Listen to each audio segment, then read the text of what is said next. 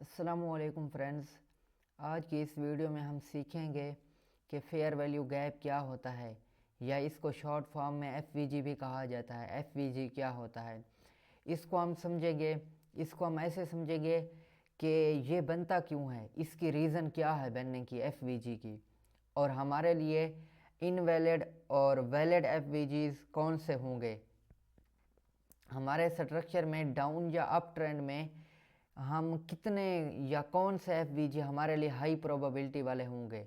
हमारे स्ट्रक्चर में दो से ज़्यादा एफ बनते हैं, तो हम ये देखेंगे कि हमारे लिए हाई प्रोबेबिलिटी वाले एफ कौन से होंगे, और उसको भी हम समझेंगे। अच्छा, हम सबसे पहले समझते हैं कि एफ होता क्या है। हमारे लिए थ्री कैंडल्स के बीच एक गैप क्रिएट होता है जिसको बोला जाता है एफ। अब इसको इन डेप्थ में समझाऊंगा। सबसे पहले मैं ये समझा दूं कि ये बनता क्यों है। अच्छा, मार्केट कोई भी हो वो सप्लाई डिमांड पर चलती है। अगर मार्केट में डिमांड ज़्यादा है, अगर मार्केट में बायर ज़्यादा हैं, ख़रीदने वाले ज़्यादा हैं, तो मार्केट पंप करेगी, और जब मार्केट पंप करेगी तो कैंडल्स भी इसी तरीके से बुलिश बनेगी, इसी तरीके से राइट बुलिश बनेगी ना।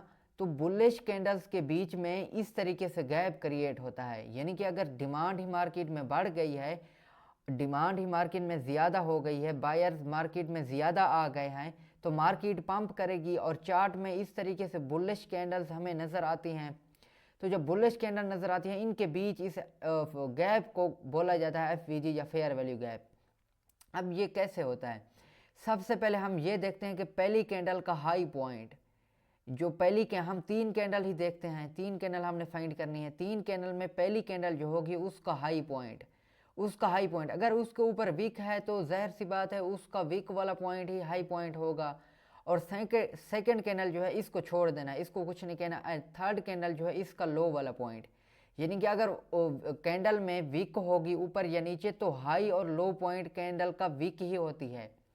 तो इसके बीच जो गैप होगा उसको बोला जाता है फेयर वैल्यू गैप। यानी कि ये हमारे लिए होगा फेयर वैल्यू गैप एफ। पहली कैंडल का हाई पॉइंट, पहली कैंडल जो होगी उसकी विक है तो विक ही हाई पॉइंट होगा, राइट। तो पहली कैंडल का हाई पॉइंट, सेकंड कैंडल को छोड़ देना है, एंड थर्ड कैंडल का लो, इसके बीच जब हम मार्क करेंगे तो इसको बोला जाता है गैप, फेयर वैल्यू गैप। ये इस तरीके से होता है बुलिश में, जब मार्केट बुलिश होती है, जब मार्केट में डिमांड ज़्यादा होती है तो बुलिश में एफ इस तरीके से क्रिएट होता है। और इसके रूल्स भी हैं, वो भी हम समझेंगे। और डाउन ट्रेंड का मैं एफ आपको समझा दूं कि डाउन ट्रेंड में कैसे एफ बनता है। डाउन ट्रेंड में अगर मार्केट गिर रही है, या डाउन का जो बेरिश एफ है वो इस तरीके से होगा कि पहली कैंडल जो है उसका लो वाला पॉइंट, अब वीक ही लो हाई पॉइंट होता है, मैंने आपको बताया। तो वीक है तो यही लोएस्ट पॉइंट है इस कैंडल का। थर्ड थ्री कैंडल हैं और इसका लो वाला पॉइंट ये इस कैंडल का है, एंड सेकंड कैंडल को छोड़ देना है, एंड थर्ड कैंडल का हाई। ये उसके ऑपोजिट है कि पहली कैंडल का लो पॉइंट, पहली कैंडल का लो पॉइंट, सेकंड कैंडल को छोड़ देना है, एंड थर्ड कैंडल का हाई। इसके बीच जब हम मार्क करेंगे तो इसको बोला जाता है एफ या फेयर वैल्यू गैप। ये इस तरीके से होगा, ये इस तरीके से ये एफ है हमारे लिए डाउन में।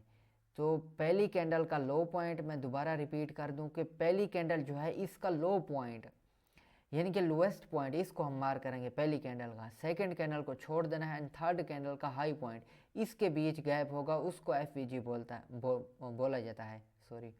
तो अब हम ये देखते हैं कि इसके रूल्स क्या हैं, क्या इसके रूल्स हैं। सबसे पहले इसका रूल ये है कि एफ की कलर मैटर नहीं करती, यानी कि कैंडल्स की, कैंडल चाहे ग्रीन है चाहे रेड है, अगर उन कैंडल्स के बीच कोई गैप है, यानी कि उन कैंडल्स के बीच कोई गैप है इस तरीके से, तो वो एफ ही होगा। अगर चाहे कैंडल्स का कलर कुछ भी है, ये चीज़ मैटर नहीं करती। ये बस अगर गैप है, आपको नज़र आ रहा है गैप है इस तरीके से, तो वो गैप ही होगा, वो एफ वैलिड ही होगा।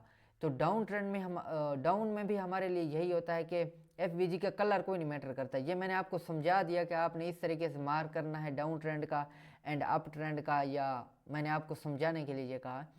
तो ये कलर मैटर नहीं करता। और इसके बाद दूसरा रूल ये है कि एफ की साइज़ मैटर नहीं करेगी। अगर एफ इस तरीके से ऐसा है, और अगर एफ इस तरीके से इस कैंडल की मैं विक थोड़ी सी बढ़ा दूं तो ये एफ छोटा हो जाएगा। मैं आपको एग्जांपल के तौर पर बता रहा हूँ। अगर एफ इतना छोटा है तो भी वो वैलिड होगा, अगर एफ वो बड़ा है तो भी वो वैलिड होगा। यानी कि एफ की कोई साइज़ मैटर नहीं करेगी। अगर एफ इतना बड़ा है, हमारे स्ट्रक्चर में काफ़ी बड़े एफ बने होते हैं, तो ये मैटर नहीं करता कि एफ की साइज़ कितनी है। तो ये दूसरा रूल भी आपको समझ आ गया। तीसरा रूल हमारे पास ये है कि एफ कौन सा हमारे लिए वैलिड होगा। अब यहाँ पर इस स्ट्रक्चर में आप देखें कि प्राइस जो है, ये जो पहली कैंडल है, इस कैंडल का हाई पॉइंट ये है, और जो दूसरी कैंडल है वो इसके इनसाइड बार में आ रही है।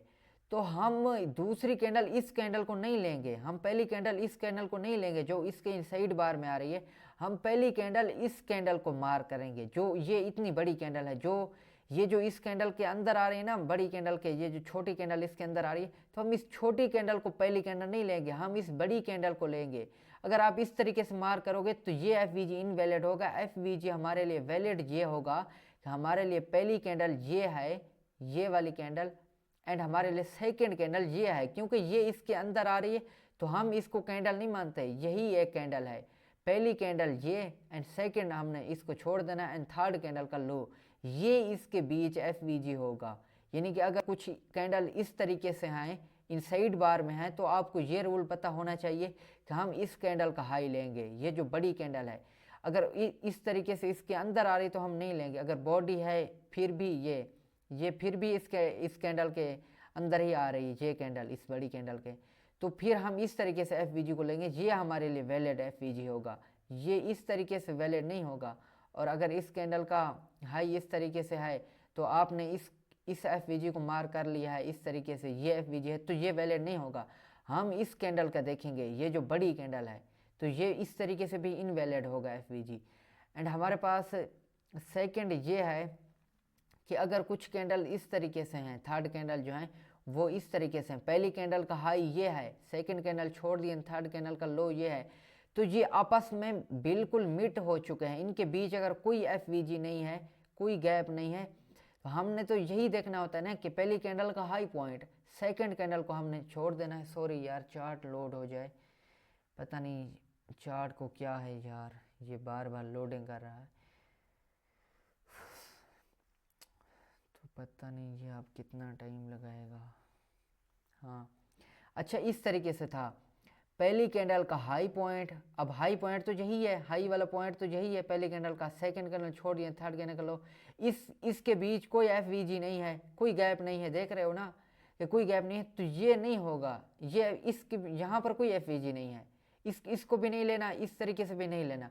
डाउन ट्रेंड में कैसे होता है कि हमारे पास पहली कैंडल कुछ इस तरीके से एंड ये कैंडल इसके अंदर आ रही है, तो हमने इस कैंडल को मार्क नहीं करना एफ इस तरीके से, इन तीन कैंडल को हमने देखना है कि वो जो कैंडल है वो किस तरीके से है। अब ये कैंडल इस तरीके से बनी हुई है, पहली कैंडल, ये कैंडल इसके साइड बार में आ रही है, तो हम इस कैंडल का देखेंगे। क्योंकि अगर कोई कैंडल एक कैंडल के फुल्ली तौर पर उसके अंदर आ रही है, उसकी विक या बॉडी के अंदर आ रही है, दोनों तरफ से हाई और लो पॉइंट से उसके अंदर है, तो वो वैलिड कैंडल नहीं होती। वैलिड कैंडल ये बड़ी कैंडल होती है। तो हम इस बड़ी कैंडल से देखते हैं कि क्या कोई गैप है, तो यहाँ पर कोई गैप नहीं है। यानी कि फर्स्ट कैंडल ये, सेकंड कैंडल को छोड़ देना है, थर्ड कैंडल का लो। डाउन ट्रेंड में रूल क्या था कि पहली कैंडल का लो पॉइंट, सेकंड कैंडल छोड़ दिए, थर्ड कैंडल का हाई, यानी कि बुलिश के अपोजिट था यहाँ पर, तो इसके बीच कोई गैप नहीं है, तो ये एफ बिल्कुल भी नहीं होगा। ये यहाँ पर कोई एफ नहीं है, इस तरीके से इसको एफ नहीं मार करना, इस तरीके से ये हमारे लिए वैलिड एफ नहीं होगा। तो आई होप कि ये रूल्स आपको समझ आ गए होंगे।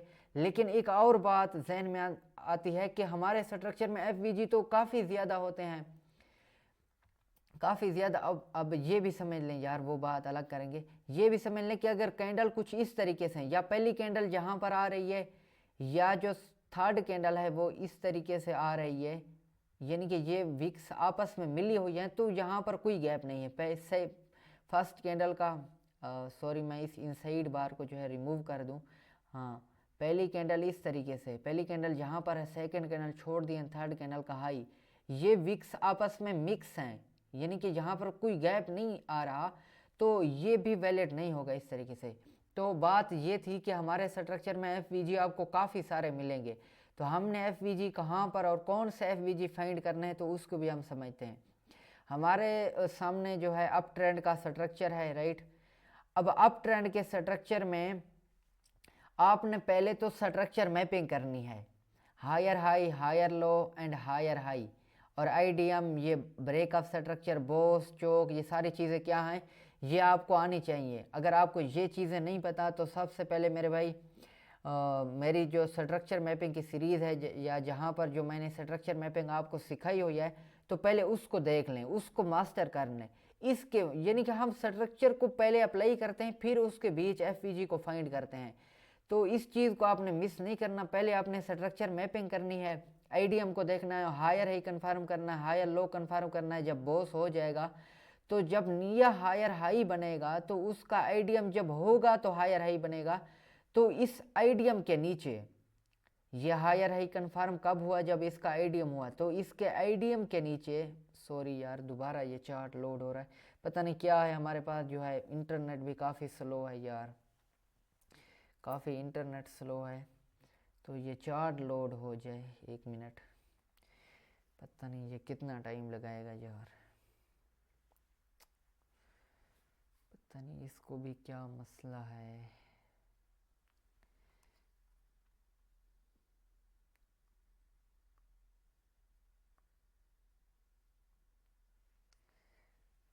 यार चार्ट लोड हो जाए।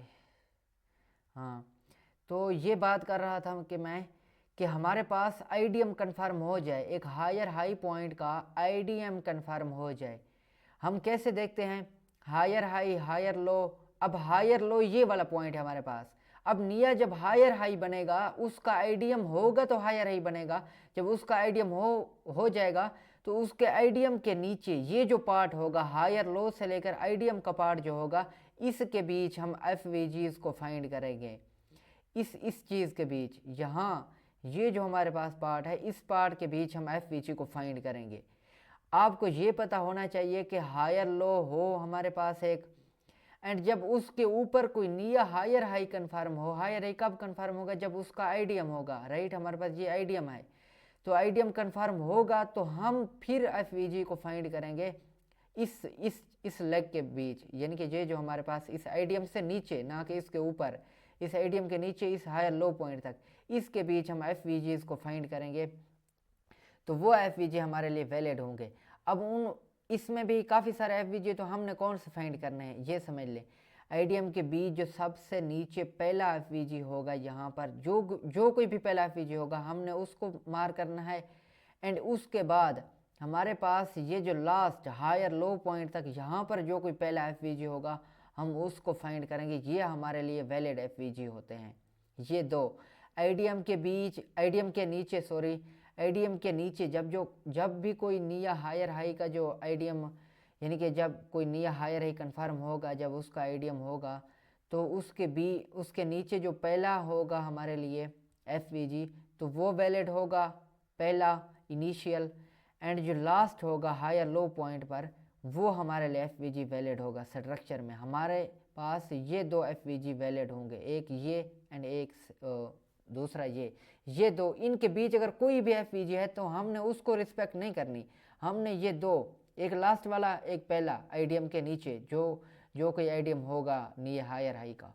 तो डाउन ट्रेंड में भी समझ लें, डाउन ट्रेंड में हमारे पास क्या है, डाउन ट्रेंड में हमारे पास आईडीएम ये था, ये लोअर लो था, इसका आईडीएम हुआ, हमारे पास लोअर हाई बना, ब्रेकअप स्ट्रक्चर हुआ। एंड इसके बाद हमारे पास ये एक लोअर लो है, इसका आईडीएम यहाँ पर हुआ, तो इसके आईडीएम के ऊपर हायर लो, इस लेग के बीच हम एफ फाइंड करेंगे। रूल सेम है, राइट। रूल हमारे पास सेम है कि इसके बीच हम एफ को फाइंड करेंगे। ये चीज़, ये वाला पॉइंट, इसके बीच हम एफ को फाइंड करेंगे। और हमारे पास एफ कौन सा वैलिड होगा, आईडीएम के ऊपर वाला पहला, जो भी इस लेग में पहला एफ होगा, वो हमारे लिए वैलिड होगा।